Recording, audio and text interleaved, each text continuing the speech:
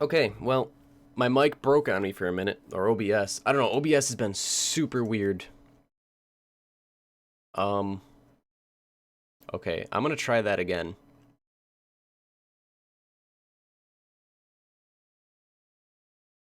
How's everyone doing? I said hi Hyrule, but it didn't work, obviously. My mic was dead. That kind of sucked. Oh well, the first story I read was boring, anyways. And it was really long. This one's like half as long. Take like 10 minutes to read it. Okay, hopefully. Alright, I'm gonna do something really quick here. Check. Check. You guys want more campfire?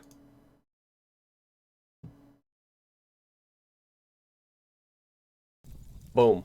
More campfire. Okay, this is the real spooky story section. Um, I don't know why my mic died. When did it die?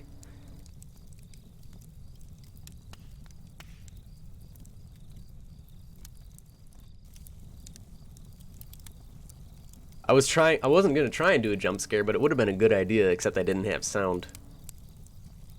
Um, you still haven't gotten food, Joe? Okay.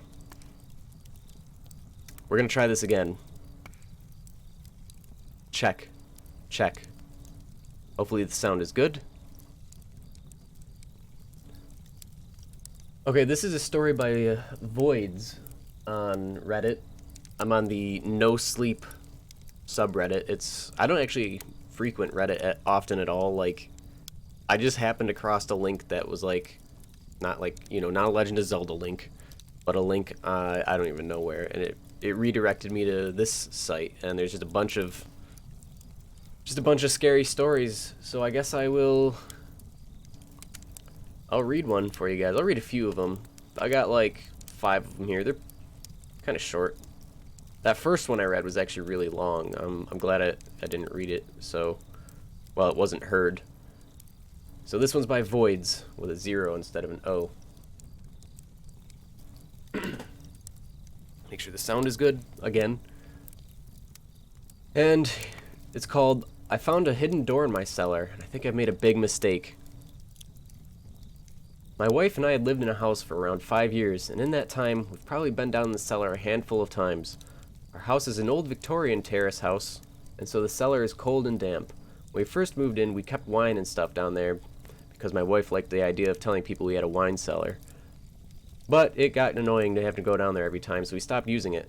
There's only the 2 of us living here, so we never really needed to use it for storage space. A few weeks ago, we decided we were going to renovate, maybe turn it into a mini gym or something. So we took that weekend, at that weekend, we went down and began cleaning it up. The cellar has a stone floor, but the walls were covered in this horrible yellow floral wallpaper.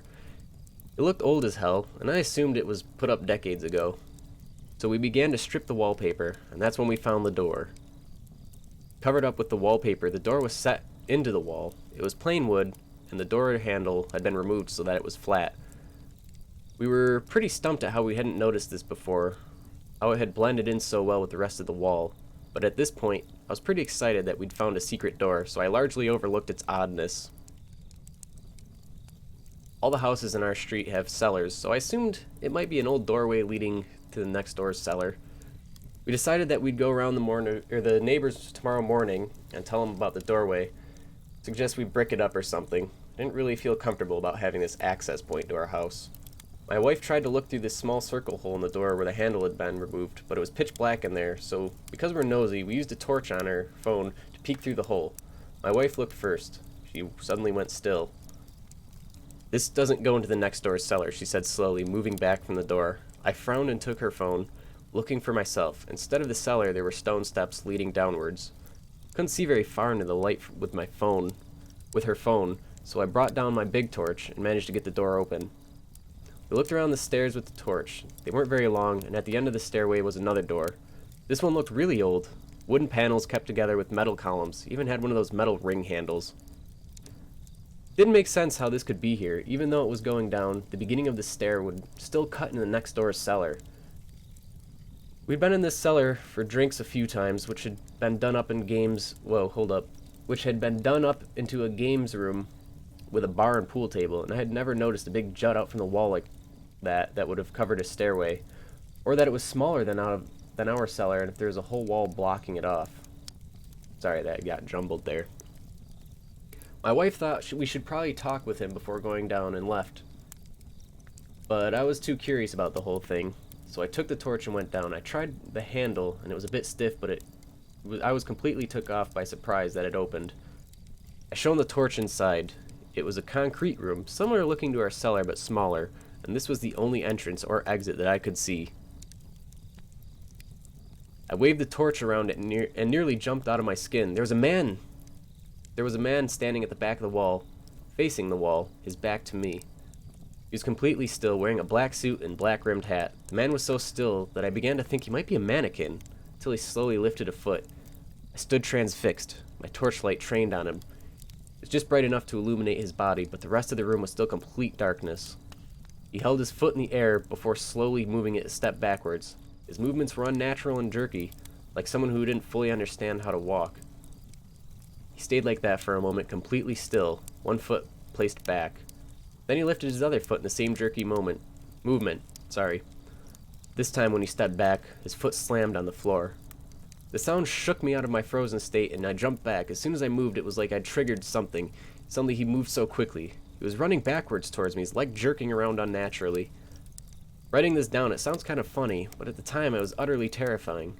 I've never seen someone move that way before. Instinctively, I threw the torch at him. Maybe I thought I could knock him down or something, I honestly don't know.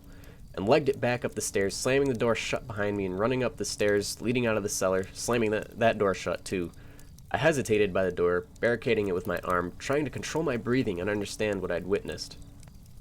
I heard the sound of the door push open in the cellar, and what sounded like a huge lump of flesh dragging along the floor. I thought I began to hear what sounded like a low hissing noise, at which point I ran out of the house, yelling my wife's name. She was stood on the front step with the neighbors, talking to him.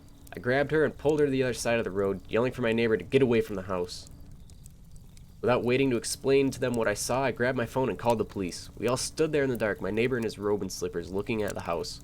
After a few moments, I saw the lights we'd left on flicker through our kitchen window, and then they went out completely. All I remember was holding my wife's hand so tightly, looking up into our dark windows, and waiting for the police to arrive. They found no one in the house, but the cellar door was open, and so was our back door. They checked our garden but found no one, and no footprints or signs of someone being there.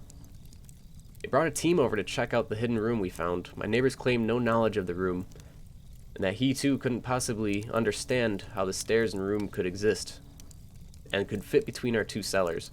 The police couldn't explain it any more than we could. They didn't ever want to go back in there, so they showed us photos of the walls inside the room. The concrete was carved with symbols, and they found what looked like centuries-old dried blood. They had the symbols sent to our local university's history department, but no one knew what they meant. They sealed off the room, and we've never gone into the cellar again. I think we made a huge mistake that day, opening the door and going into that room. I think we set something free that day, something that someone had locked up for a reason. I don't think it's good. Ooh, spooky! Need some water.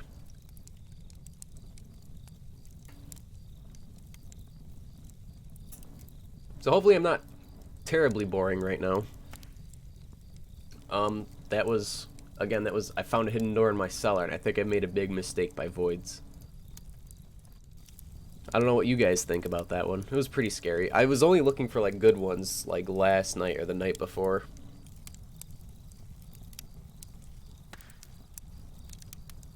Oh, this one's another room under stairs. I don't remember this one actually.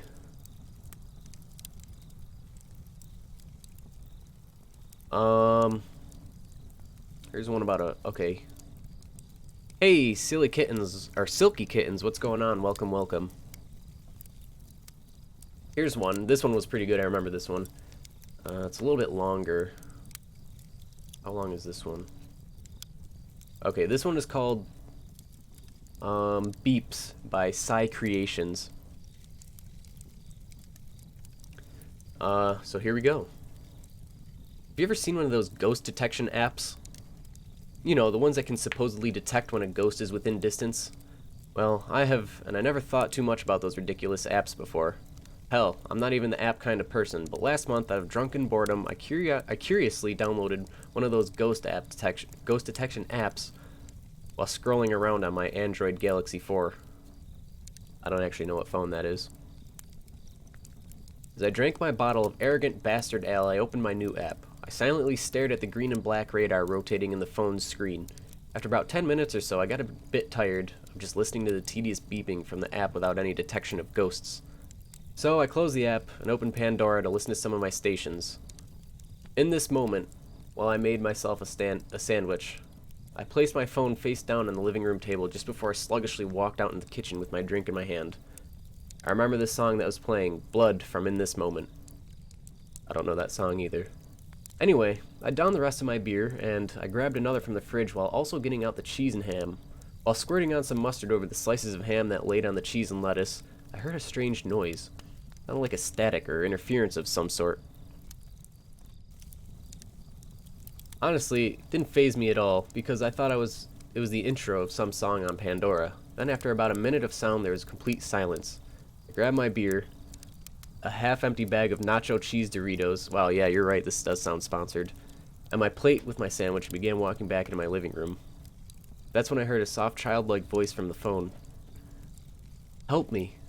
I froze in motion for a moment while staring down at my phone. I slowly placed my food down onto the living room table and picked up my phone. Pandora had closed and the ghost detection app was now open. Put down the phone, put it on the table while I flicked off the beer's cap with my bottle opener. The rotating radar didn't show any signs of activity.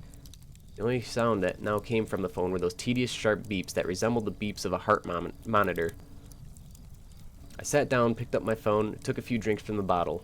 Beep, beep, beep. Another 10 minutes passed by and nothing.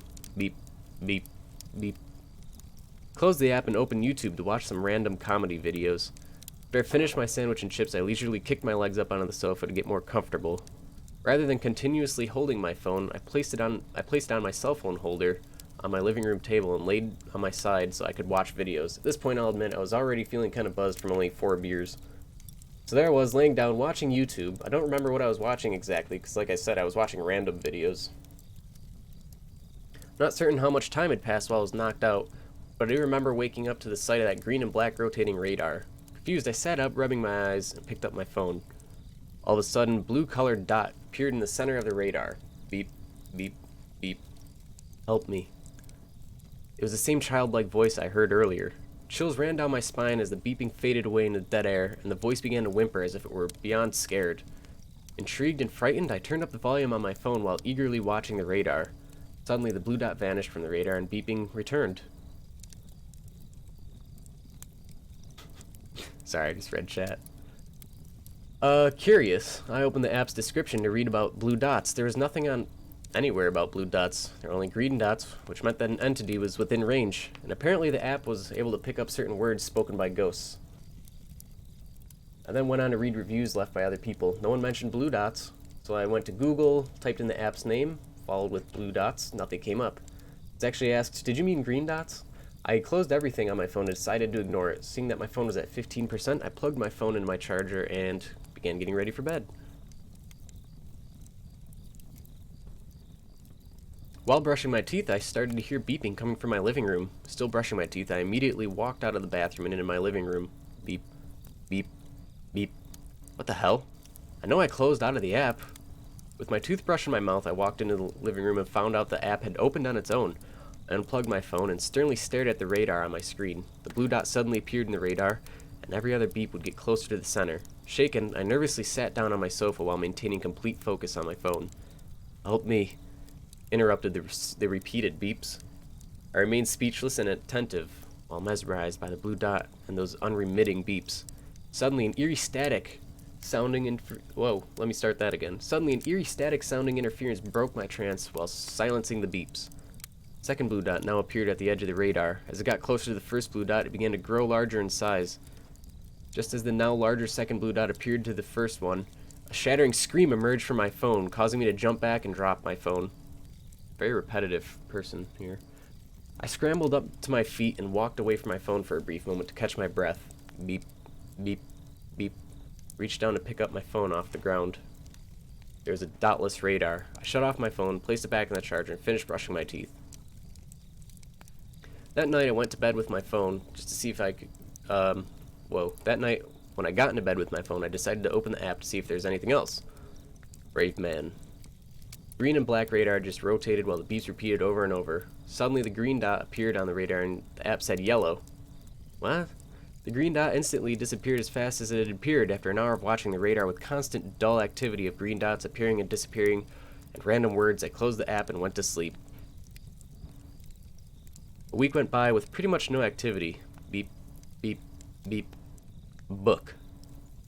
This one night I got home from work, undressed and showered, put in Colombiana to watch while I ate a Pop-Tart and drank a glass of milk. What is with the brands here? That's when it had happened. I wasn't even thinking about the app or the blue dot. With my attention on the television screen, that same soft childlike voice echoed from my phone. Help me. Alarmed, I sat straight up and grabbed my phone, which was sitting on the face down on the living room table. As I flipped over my phone, I saw that the app had opened on its own again. Unsettled, I paused the movie and held onto my phone with the anticipation of seeing the blue dot again. Beep, beep, beep. The radar displayed nothing but its slow rotation. As I was going to close out of the app, the blue dot appeared. Suddenly I was spellbound and terrified as the blue dot centered itself near the center of the radar and pleaded, "Help me." I looked around my living room in hopes to see something paranormal, but I didn't. So I glanced back down at my phone and timidly asked, "Help you with what?" What happened next was something I wasn't expecting. A loud shrieking scream suddenly transpired from my phone. "Help me!" Without thinking, I tossed my phone into the bedroom, shaking my hands as if shaking water off of them. After several deep sighs, I walked out of my bedroom to retrieve my phone. The back casing for my phone had popped off, the battery had fallen out. When I collected the pieces to my phone, I put it back together. I saw that I had several cracks on my screen. At least now I had a reason to get a new phone. Terrified, I decided not to put my phone together and decided to finish my movie to calm me down. That was roughly 2 weeks ago. A month had gone by since I initially downloaded that app. Got a new phone. I decided not to download that app again. Well, after the first day of having that phone, I began hearing those beeps again. At first I thought it was my imagination playing tricks on me while I was in the shower. Beep, beep, beep. Realizing it wasn't my mind playing tricks on me, I turned off the water. Beep, beep, bleh. Just then, that static sounding interference instantly silenced the beeps. I slid open the shower's door and immediately wrapped myself in a towel while stepping out. As I walked closer to my new phone, I saw it. Astounded and unnerved, I picked up my phone from my bedroom dresser while staring intensely at that green and black rotating radar that was giving off that unearthly static sound. "Help me," was lightly echoed as that blue dot came visible on the radar. Couldn't understand it. I didn't even have that app on my new phone. And that was yesterday. Just got back from the phone store with an iPhone 7. It's an okay phone. Still learning how to use it. Though on my way home with my new phone, I could have sworn I heard those uncanny beeps coming from my phone, which was still in its box batteryless. However, when I got home and examined my new iPhone 7, there was nothing out of the ordinary. Perhaps it was simply my imagination. Put in the battery and began playing with my iPhone. I think I might like this phone, actually. That was an hour ago. After I had set down my phone on the kitchen table to grab some orange juice out of my fridge, I heard it again. Beep, beep, beep. Baffled, I walked towards my phone while still holding on to the carton of orange juice. The green and black rotating radar had taken over my screen. I hadn't even downloaded anything. What the heck? Placed the orange juice on my table and picked up the phone to watch the radar. Beep, beep, beep. Hypnotized by the radar and the slowly increasing sound of static interference with the beeps, I heard the same childlike voice again. "Help." Except it didn't come from my phone. It came from behind me. I slowly turned around. There it was, dead in my eyes, the blue dot. Though it wasn't a blue dot. It was a little girl with her throat brutally slashed open and blood oozing out. She couldn't have been more than 6 years old. She wore an out-of-date, blood-stained white dress and black buttons from top to bottom with white socks, black dress shoes. Her blonde curly hair had a white flower loosely hanging from her right ear. She had the saddest blue eyes I've ever seen that were filled with endless tears. While holding on to a blood and dirt covered teddy bear, the little girl spoke in a quivering, soft voice. Help me. Horrified by the image that stood before me, I slowly began to take a step back with extreme apprehension. Before I could make my first step back, I heard a deafening scream that shot out from behind me. I quickly spun around with my hands covering my head in defense, while still clasping onto my phone. Without seeing what had screamed, I hurled myself onto the floor and quickly hid under my kitchen table, with my eyes tightly shut and my hands shielding my head. Silence, complete and sickening silence, now hummed through the house. I opened my eyes and crawled out from under the kitchen table. Looked down at my phone to see that damn green and black radar silently rotating. Placed down my phone on my table near my orange juice and began walking through the quiescent house to investigate. Everything seemed calm. Then I heard it come back to life in my kitchen. Beep, beep, beep. And that's the end of that one. That one's a little bit longer. A little bit cheesy, but it had a good ending.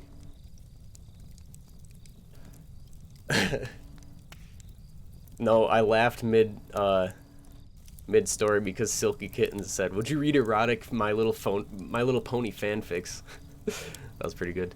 Yeah, there's a lot of specific sponsors in that one. I don't know why. I actually kept some of the names out of it. The fire crackling made you jump. Somebody spooked. Thoroughly spooked. That's because there's actually a jump scare. This is an hour and 59 minutes long. I do know there's a jump scare in it somewhere. Just a fair warning. I don't want anyone having a heart attack on my stream.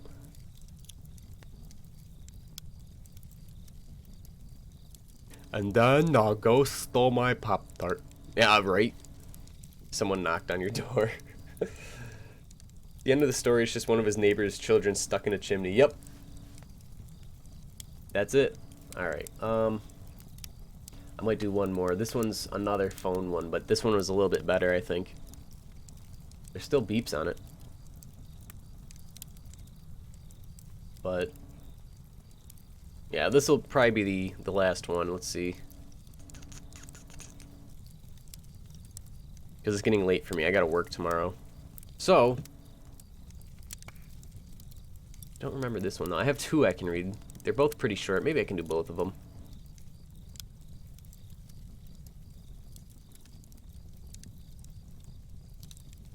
I don't remember this one. No, I won't read this one. Okay, one more.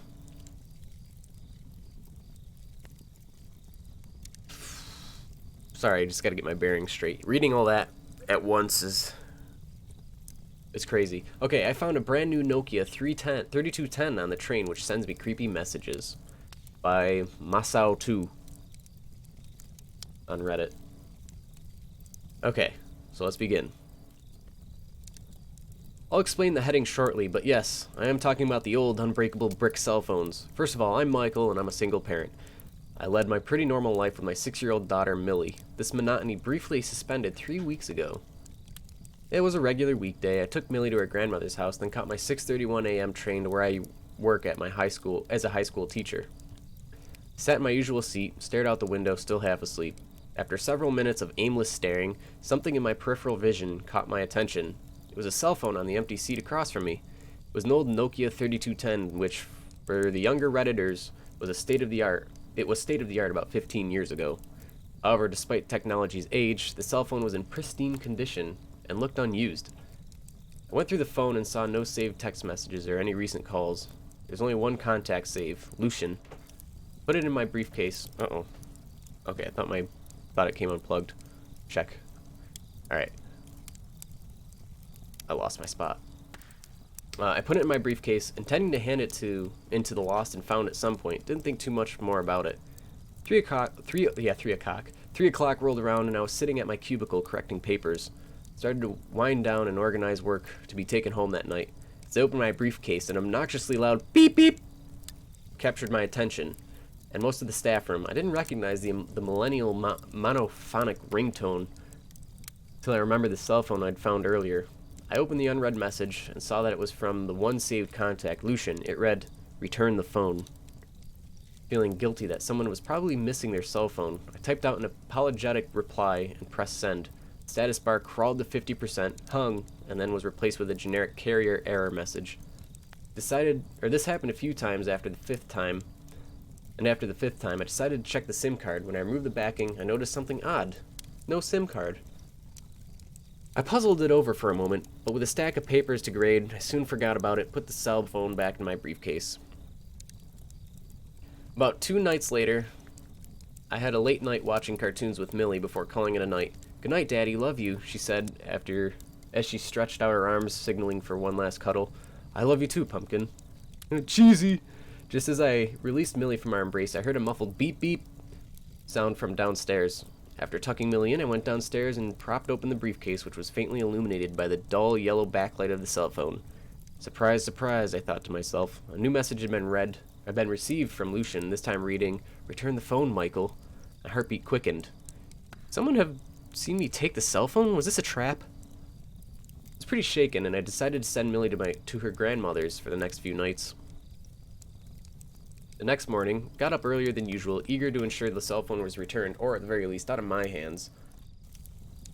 I went to the train station ticket counter, can't talk, and handed the phone to the attendant, who confirmed that no one had tried to reclaim a missing cell phone. Took it anyway and assured me it would be in there lost and found. At 2:30 p.m., while I was teaching my rambunctious 10th graders, at 2:30 I was teaching my rambunctious 10th graders. While working through a calculus problem on the whiteboard, I heard one of my students' cell phones go off. A cardinal sin in my class. Silence swept across the classroom as the murmuring ceased. "Okay, whose cell phone was that?" I asked. Silence. I prodded further. "One last chance, otherwise the whole class will spend lunchtime with me." Further silence. I noticed one of the more diligent students cautiously staring at my jacket, only for her gaze to be broken when she realized I was staring at her. "Do you have something to share with us, Melissa?" She hesitated for a moment before nervously saying, I think it was your phone, sir." Obviously she was wrong. I didn't own a cell phone, and the only time I had one was... Felt a sudden sense of foreboding as realization set in. Reached into my jacket pocket, and blood drained from my face as I pulled out the Nokia 3210. Shocked and panicked, I mumbled something to the class which resembled an apology, and rushed out the door with my things in my arm. My mind raced. How did the cell phone end up in my pocket? Did the conductor slip it in without me noticing? I was filled with self-doubt. I got in a few yards down the hall until I stopped, realizing the sound must have been another text. I unlocked the phone and saw a message from Lucian which simply said, "Return the phone." My self-doubt was confirmed when I went through the message history to find that all the previous messages were no longer there. That night, I sat at the dining table alone, with Millie at her grandmother's, eating the same slice of cheese pizza for 45 minutes while staring at the phone. It taunted me from the opposite end of the table. I decided I had enough pizza, so I went to put the leftovers in the fridge. As soon as I turned my back to the phone, the room was filled with the now blood-curdling beep beep. More beeps. I looked at the phone, this time with anger as well as anticipation, and saw the text message was once again from Lucian. "Return the phone." "I did return the phone, asshole," I thought to myself as I threw the phone on the table. I lay in bed restlessly channel surfing late-night TV, alternating between an infomercial for ab crunchers and reruns of MASH. Felt like my phone had defeated me. Felt like the phone had defeated me. It had driven my daughter out of my house, embarrassed me in front of my students, and I was stuck with it. My sanity was hanging by a tether. Time seemed to pass sooner than I had thought, and before long it was 4 a.m. Hang on a minute, I thought as revelation suddenly dawned on me. Got out of bed and started getting ready for work, even though my normal train wasn't for a couple of hours. With an extra strong flask of coffee, I rushed to the train station and eagerly waited. Of course it was coffee. I watched the 5:51 train depart, then the 6:11, then the 6:31 approach on my platform, counted the carriages from the front of the board, and boarded the third carriage, sitting on the exact same seat I had a few days earlier. Once the train started to move, I took the cell phone from my pocket and put it on the same chair where I had found it, trying my best to imitate its original position. I decided to switch carriages for the rest of my journey, but couldn't help checking my pockets every 5 minutes to see if they were empty. Felt like things were going back to normal, but to be safe, I let Millie spend a few more days with her grandmother.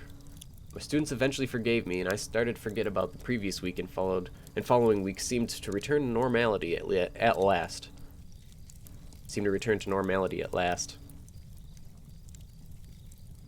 Last Saturday, I took Millie for ice cream, deciding to not go into the whoa, let me start that again. Last Saturday, I took Millie for ice cream, deciding to not go into the reasons for her respite. Then we went home and watched TV on the couch. She fell asleep on my lap, and had given my lack of sleep. Oh, and given my lack of sleep, her eyes started to feel heavy as well. Carefully picked Millie up so as not to wake her, took her to the bedroom, slowly tucked her into bed, gave her a kiss on the forehead, and turned out the night lamp. As I stepped through the door, I heard Millie's tired voice call out, "Daddy?" I turned around and whispered, "Yes, Pumpkin?" But it appeared she had fallen back asleep. I smiled, but when I turned to leave, Millie said, "Lucian says thanks." Bom, bom, bom! Also, I lied. There's definitely no jump scare. That's the story. I'm tired of reading. I'm done. So that was a half hour of spooky stories. There's some pretty good ones, though. Let me link you guys in chat if you're up for, like, reading some scary stories at night. Now I sound like a frickin', you know, advertisement.